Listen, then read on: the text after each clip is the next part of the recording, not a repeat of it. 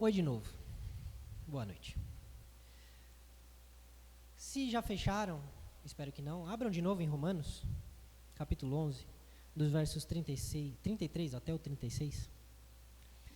E vamos tentar entender o que Paulo está dizendo aqui.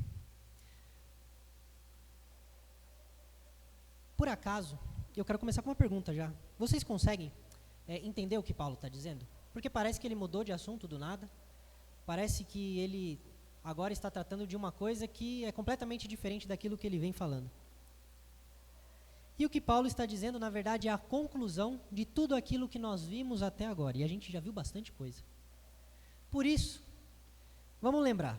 Primeiro, ele disse que a humanidade sem Deus está debaixo da ira divina. Os gentios rejeitaram a Deus e corromperam a imagem de Deus e criaram deuses, chamando eles de seus deuses. Depois ele disse que os judeus também não são isentos de culpa, porque os judeus, apesar de terem a lei, de terem a revelação de Deus, eles não cumpriam a lei como deveria, porque ninguém é capaz de cumprir a lei como deve. Então Paulo vai dizer que nesse cenário todos pecaram, sejam judeus, sejam gentios, e por isso não existe um justo sequer, não existe pessoa que mereça a salvação, não existe pessoa que esteja com saldo positivo diante de Deus. Deus não olha para alguém e fala, estou devendo para essa pessoa. Pelo contrário, todos nós estamos devendo a Deus. E antes de iniciar, como é que essa situação pode ser resolvida, Paulo vai dizer para a gente do exemplo de Abraão, que Abraão foi justificado pela fé antes da própria lei. E vemos que em Adão, todos nós nos tornamos pecadores, porque por causa do pecado de Adão, todos nós também pecamos hoje. Mas, se por um homem, por Adão, entrou o pecado no mundo, também por um homem entrou a vida no mundo, entrou a salvação no mundo. E este homem é Jesus. Então, quando Jesus entra no mundo e resgata os pecadores que são incapazes de se resgatarem, ele nos salva de graça, pela graça, mediante a fé. Porém, a graça, porque é de graça, não é desculpa para que a gente peque, como se Deus, ao nos dar esse presente, iria relevar todos os nossos pecados daí em diante. Muito pelo contrário, Paulo vai dizer que quando nós morremos para o pecado, nós então deixamos a vida do pecado. E se nós não deixamos o pecado, é porque então nós ainda não morremos para esse pecado. E a lei vai servir justamente para isso. No capítulo 7 ele vai falar que a lei vai revelar o pecado. Como é que eu sei que eu estou pecando? Ora, a Bíblia, as Escrituras dizem, isso é pecado.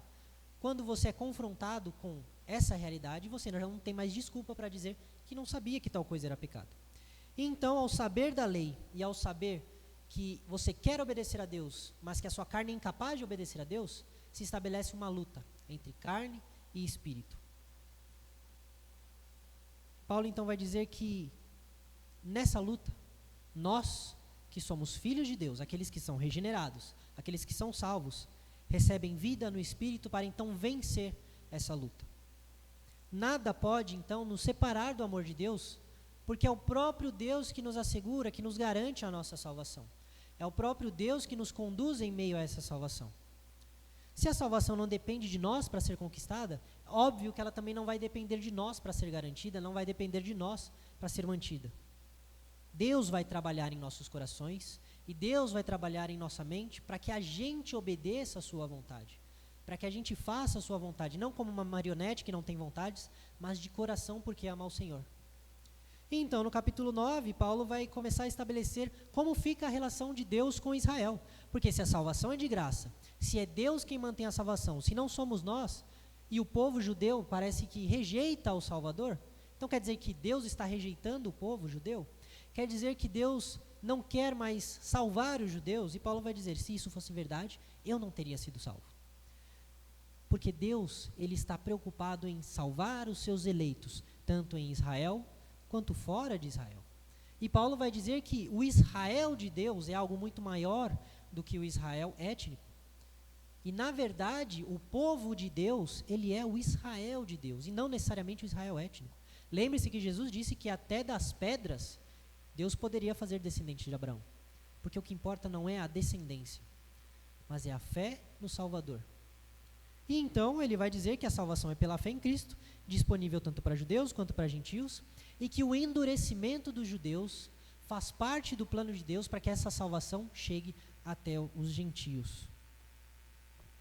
Quando a gente olha para todo esse quebra-cabeça, de 11 capítulos, quando a gente chega então nos versos 32, vemos que Deus encerra todos na desobediência, a fim de mostrar a sua misericórdia a todos. E diante desse breve cenário, diante de todo esse resumo, diante de toda essa situação, é que Paulo declara: ó profundidade da riqueza, tanto da sabedoria como do conhecimento de Deus. Quão inexplicáveis são os seus juízos e quão insondáveis são os seus caminhos. O que Paulo está dizendo aqui, eu não consigo explicar além disso para vocês.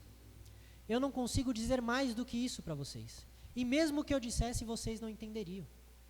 Só nos resta nos prostrar diante da majestade, diante da grandeza, diante da soberania de Deus.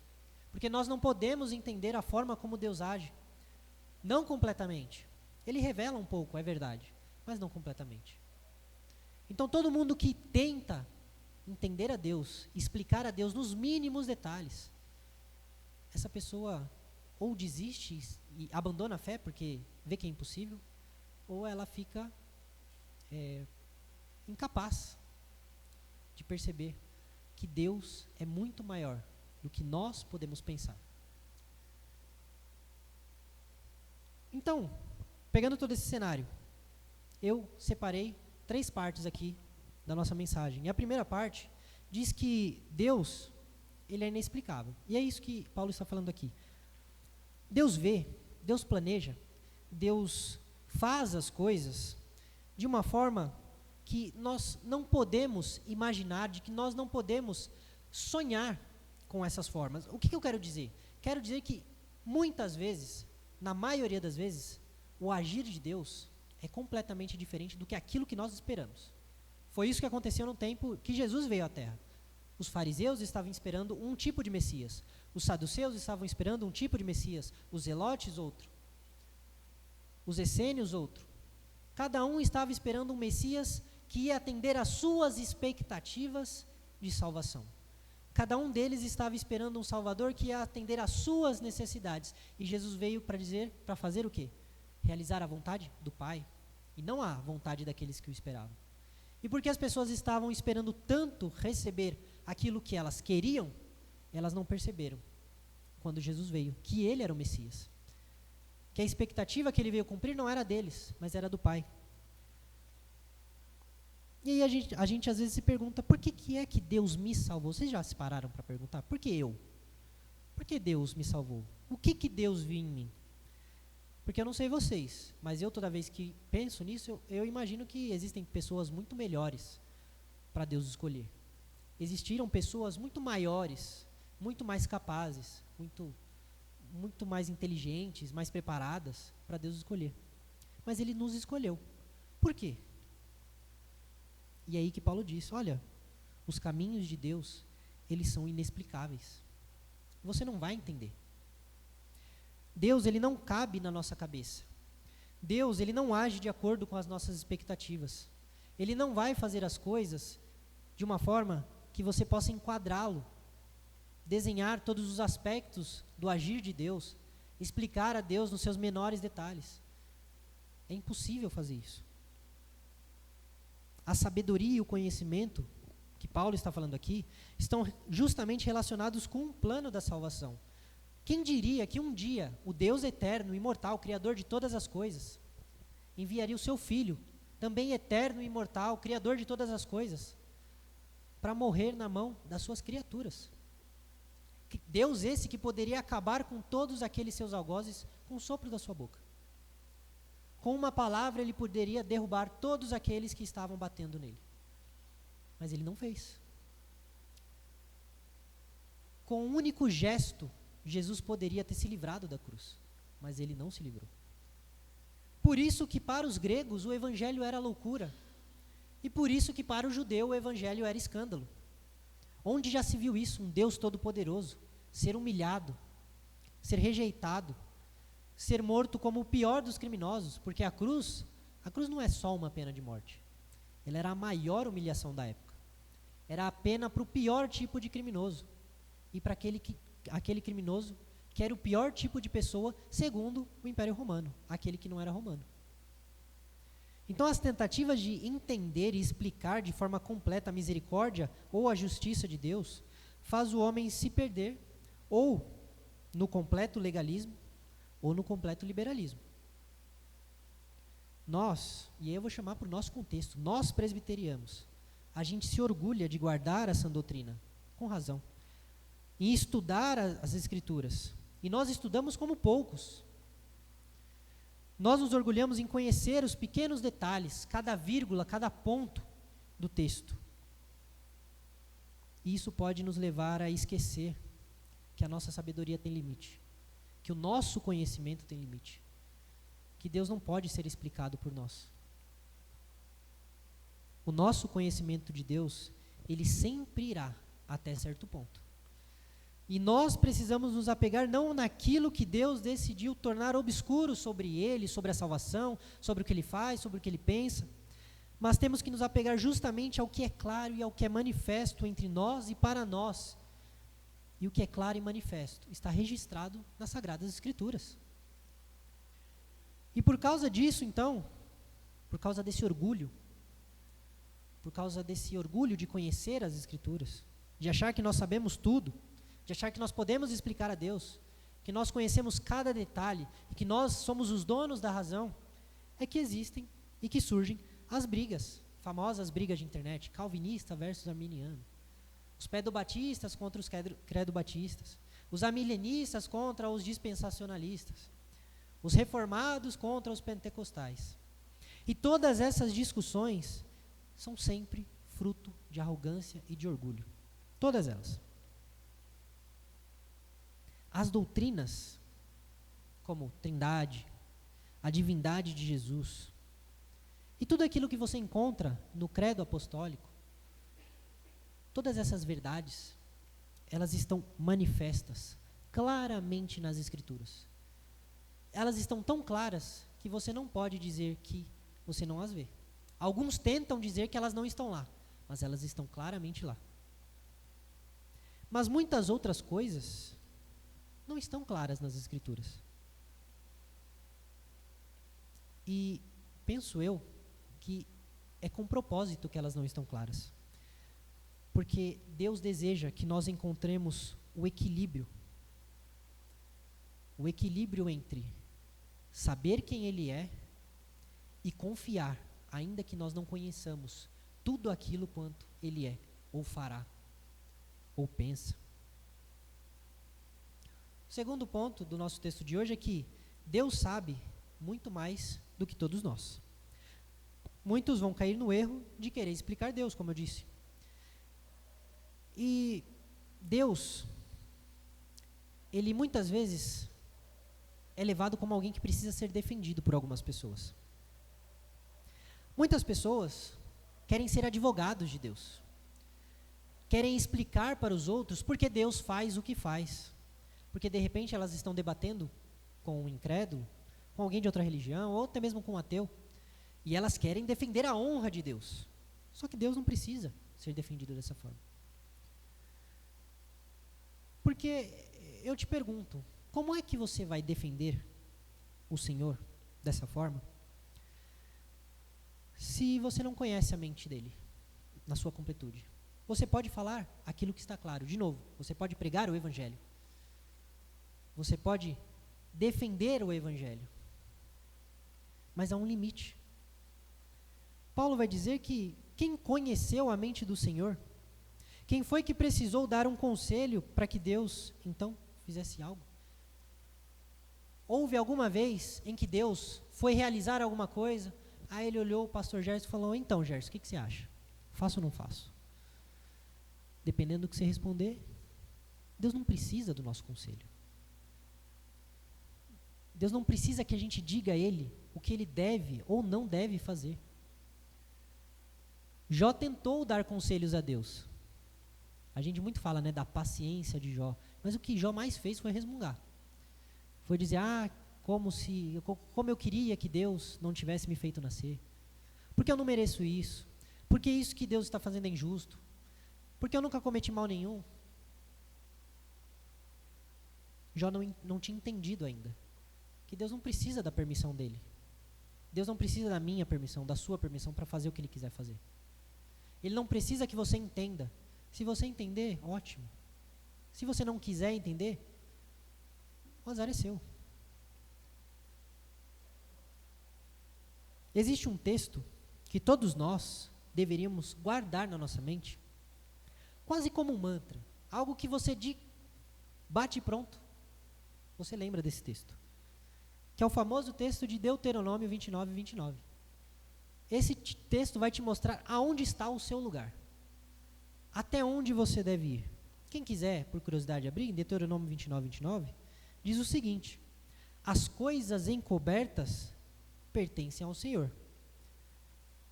Aquilo que Deus não te revelou, aquilo que não está na sua palavra, não é para você saber. Elas pertencem a Deus, não cabe a você. E isso é um exercício de humildade. Porém, as coisas reveladas a nós, essa pertencem a nós. E não só a nós e aos nossos filhos, para que sempre cumpramos todas as palavras dessa lei. Ou seja, Deus não é um Deus que está oculto, como os gnósticos criam nisso. Deus não é um Deus que se esconde para que cada um adivinhe. E quem chegar mais perto, ganha o bilhete premiado. Deus, ele se revela a nós. Mas não por completo. Porque nós não temos a capacidade de entender Deus por completo. Por isso, as coisas que nós não sabemos, precisamos da humildade e admitir que nós nunca saberemos, ou se soubermos, será apenas na sua volta. Mas aquilo que nós sabemos, nós devemos guardar com firmeza, e não só para nós, mas transmitir isso geração após geração, porque isso serve para que nós cumpramos a lei e vivamos segundo a vontade de Deus. Então nós somos muitas vezes desafiados a permanecer na nossa pequenez, na nossa insignificância. Para mim é um pouco mais fácil, porque eu já estou acostumado a ter baixa estatura, né? Para alguns já é um pouco mais difícil. Se vê, nossa, eu sou tão pequeno, eu sou tão frágil. Mas você se acostuma. Chega uma hora que você fala, não tem para onde correr. É isso mesmo. E esse é o nosso lugar. Quantas vezes já te ocorreu fazer aquele plano em que você pensa todas as possibilidades, você pensa cada uma das variáveis? Isso geralmente acontece quando a gente quer viajar, né? Você planeja todos os destinos, a roupa, as comidas, os lugares, o que você vai fazer, o que você vai deixar de fazer. E aí quando você vai sai tudo do plano. Aquele lugar que você queria ir estava fechado. Ao horário que você ia pegar o transporte, atrasa o transporte, você não consegue pegar naquele horário. A pia de onde você ia lavar as suas coisas, ela quebra e você não consegue mais. E você percebe que nada do que você planejou adiantou. Nada do que você pensou em fazer vai sair do jeito que você pensou. Muitas vezes nós somos incapazes sequer de planejar a curto prazo. E isso acontece porque nós não temos como controlar aquilo que é externo a nós. Você não tem como controlar as coisas ao seu redor. A única coisa que está no seu controle, de fato, é você. É a forma como você reage. É o que você diz. É o que você pensa. Às vezes nem o que você pensa. Fora isso, o mundo, ele está cheio de possibilidades e variáveis que nós nunca vamos poder controlar. E tudo isso serve para que a gente se lembre. Nós não temos o poder de definir ou de escolher o que acontecerá, o que virá. Porque esse é o nosso tamanho. Mas quem é que tem o poder de fazer essas coisas? Deus. É Deus que manda acalmar a tempestade. É Deus que manda o sol nascer. É Deus que sustenta a terra no seu eixo para que ela não caia no vazio. É Deus que sustenta todas as coisas. E aí, por que será que nós somos muitas vezes, as pessoas que dizem para Deus, Deus, é para fazer assim, é para fazer desse jeito, tem que ser assim, se não for assim eu não quero, se não for assim não serve, porque eu sei o que eu estou falando, Senhor. E nós já vimos Paulo dizer, quem é você, homem, para discutir com Deus? Paulo fala isso no contexto de salvação, mas nós podemos aplicar isso em todas as áreas. Quem somos nós para discutir com Deus? Para dizer o que Deus deve ou não fazer? Porque você acha que sabe mais sobre qualquer coisa do que Deus? Sabe aquela faculdade que você fez? Aquele pós-doutorado,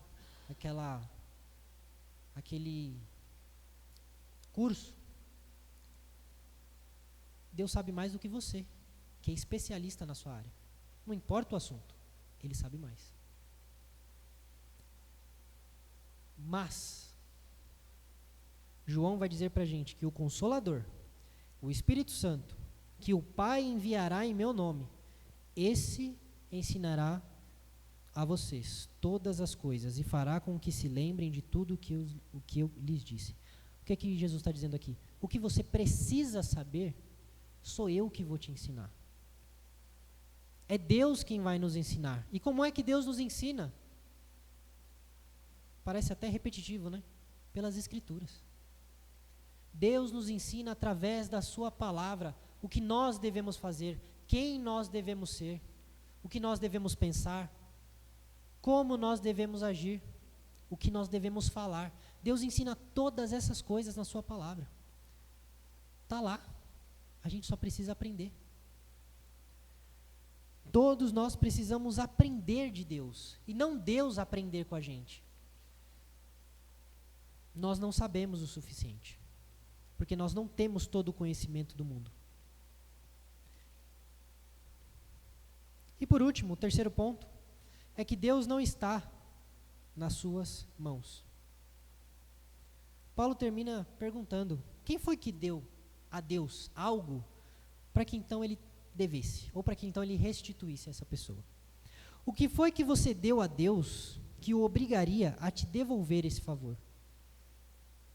Orações, jejuns, caridade, comunhão na igreja, dízimo. Será que alguma dessas coisas que você faz ou fez, será que por causa disso Deus então lhe deve alguma coisa?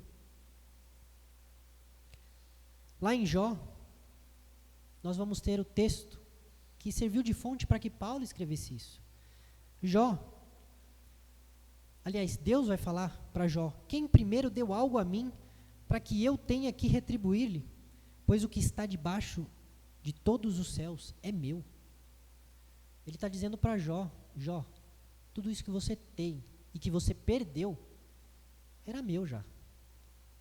Eu lhe dei para que você usufruísse, para que você cuidasse, mas aquilo era meu.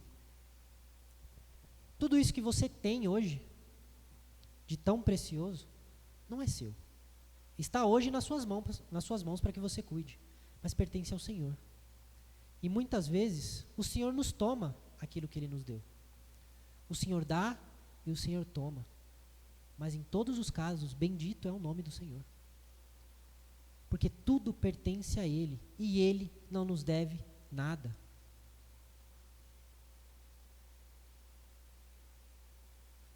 Quando a gente olha por esse cenário, a gente percebe que então, somos nós que devemos a Deus. Porque se tudo que eu tenho foi Deus que deu, eu estou em débito com Deus. Pense nos seus pais. É o exemplo mais próximo de todos nós. Desde que você nasceu, você teve um teto, você teve comida, você teve roupas, você teve um ensino. Diversas outras coisas os seus pais te deram. Porque você mereceu? Não, porque você precisa disso. E eles lhe deram de bom grado. Dessa forma, os seus pais são devedores a vocês? É lógico que não. Com Deus, muito menos. Deus lhe dá todas as coisas, na saúde e na doença. na alegria e na tristeza, Deus lhe dá todas as coisas. Por isso você e eu, todos nós, devemos tudo o que nós temos a Deus. Somos nós que passamos uma vida inteira sendo agraciados pela salvação sem mérito algum, pela bondade de Deus sem mérito algum.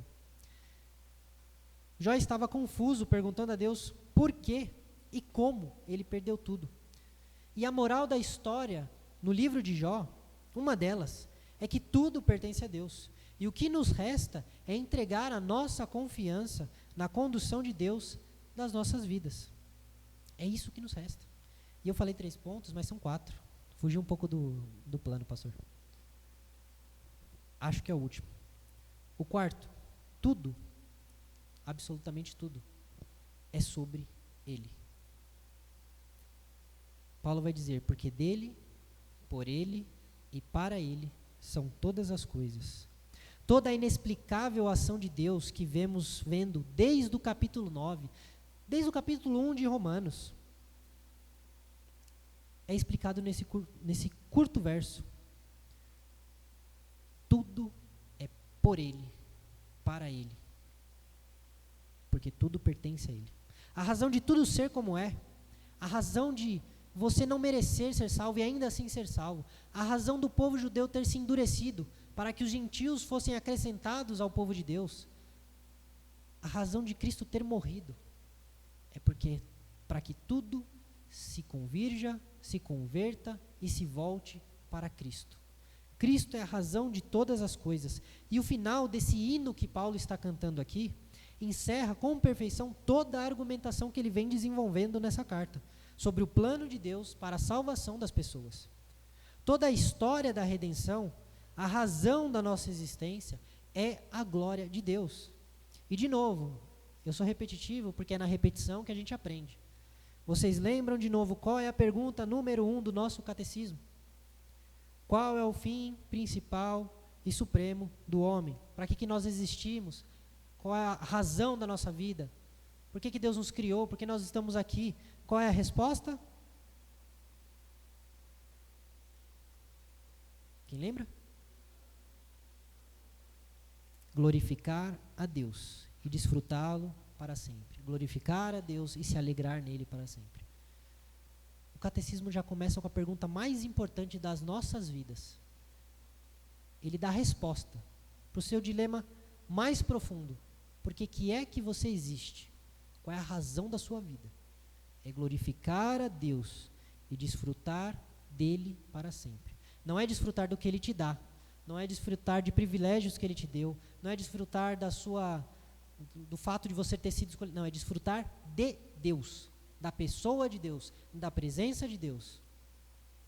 Porque Deus é a nossa suficiência, nele nós estamos completos, nele encontramos a razão de todas as coisas, inclusive da nossa vida. Então eu quero entender o que Paulo está dizendo para mim nesses 11 capítulos. Ele está dizendo que tudo isso que aconteceu, toda a raça humana perdida em pecado, toda a corrupção do gênero humano, todo o pecado nesse mundo, e então depois, a vinda de Cristo, a morte de Cristo, a sua ressurreição, o endurecimento do povo de Israel, tudo isso aconteceu para quê? Para que Deus fosse glorificado e para que o seu povo tivesse o prazer nele. É para isso que todas as coisas existem, é para isso que tudo aconteceu. Por último, vamos pensar em algumas aplicações para que a gente leve para casa. A primeira, que é de propósito que nós somos incapazes de explicar e conhecer a Deus de forma exaustiva. Deus faz isso para que a gente confie nele, para que a gente tenha fé em Deus, para que a gente entregue a nossa vida a Deus, apesar daquilo que nós não sabemos. Porque fé é uma certeza, como diz Hebreus, daquilo que nós não vemos, e uma esperança daquilo que nós ainda não recebemos. Depende da tradução, mas é algo assim. A certeza, a fé, vou deixar bem claro o que é a fé. A porta aqui está fechada, certo? Todo mundo sabe o que tem atrás dessa parede. O que tem atrás dessa parede? O quê? Um banheiro. Mas como é que você sabe que tem um banheiro aqui atrás se você não está vendo? Você sabe que tem um banheiro aqui atrás. E você sabe que na hora que você abrir aquela porta e você entrar sair ali fora, você vai encontrar o banheiro. A fé é exatamente assim. Eu não vejo a Deus ainda. Não face a face. Eu ainda não vejo a glória celeste. Eu ainda não vejo a ressurreição. Eu não vejo aquilo que eu ainda hei de ser, aquilo que Deus irá nos tornar. Mas eu creio. Porque eu sei, é certeza, eu sei que isso irá acontecer. E é de propósito que nós não sabemos explicar as coisas. Porque Deus quer que nós tenhamos fé. Haverá um dia que a fé não será mais necessária. Mas por enquanto, Deus exige fé de nós. Segundo, cuidado com as tentativas de tentar achar resposta sobre Deus, ou sobre tudo. Deus ele pode ser entendido até certo ponto. Deus pode ser explicado até certo ponto. Chega um certo ponto que a gente precisa abaixar a nossa cabeça, dizer sim, Senhor, eu não entendo, eu não compreendo, eu não posso ir além daqui, mas eu confio no Senhor, eu acredito no Senhor. Eu sei que o Senhor não irá me fazer mal. E o mal que sobrevier a mim será para o meu bem. E isso é fácil quando a gente está bem. Mas isso exige fé. Isso exige fé e confiança. Terceiro, se apegue ao que é claro sobre Deus. Deixe aquilo que é incerto, deixa isso para os debates de internet. Se apegue ao que Deus te revelou. Se apegue ao Deus Santo que você conhece nas Escrituras. Se apegue ao Cristo ressurreto que foi revelado nas Escrituras. Quarto, Deus sabe muito melhor do que nós como conduzir cada uma das nossas vidas. Não se desespere, não. Não tenta arrancar os cabelos, para quem ainda tem, da cabeça, sem saber o que você vai fazer. Calma, Deus está no controle. Deus não te abandonou, não. Deus não foi tirar um cochilo. Deus está lá, soberano, conduzindo todas as coisas para a honra e glória do seu nome e para o seu bem. Se você de fato ama a Deus, todas as coisas estão sendo conduzidas para o seu bem. Quinto, tudo o que você tem de bom veio de Deus. Por isso, você, eu, todos nós devemos a Deus infinitamente. A nossa dívida é impagável com Deus. Nós jamais seremos capazes de pagar tudo o que nós devemos a Deus. Somos nós que devemos, não Ele. Por outro lado, a dívida que nós tínhamos, Ele pagou por nós. Então lembre-se, toda dívida é do homem para com Deus, e não de Deus para com o homem. Sexto, consagre toda a sua vida, seus planos, seus sonhos, tudo o que você tem, tudo o que você espera a Deus. Ele vai conduzir todas as coisas para a glória dele. Se Ele tiver que abrir uma porta para você, Ele vai abrir. Se Ele tiver que fechar uma porta, Ele vai fechar. Se Ele tiver que te tirar algo, Ele vai tirar. Se Ele tiver que te dar algo, Ele vai te dar. Porque todas as coisas são conduzidas por Ele. Porque todas as coisas são para Ele, por meio dEle. Para a honra e glória do nome dEle. E por último, sétimo, você existe para a glória de Deus. Não para a sua glória. Não para o seu prazer. Por isso, viva de acordo com isso.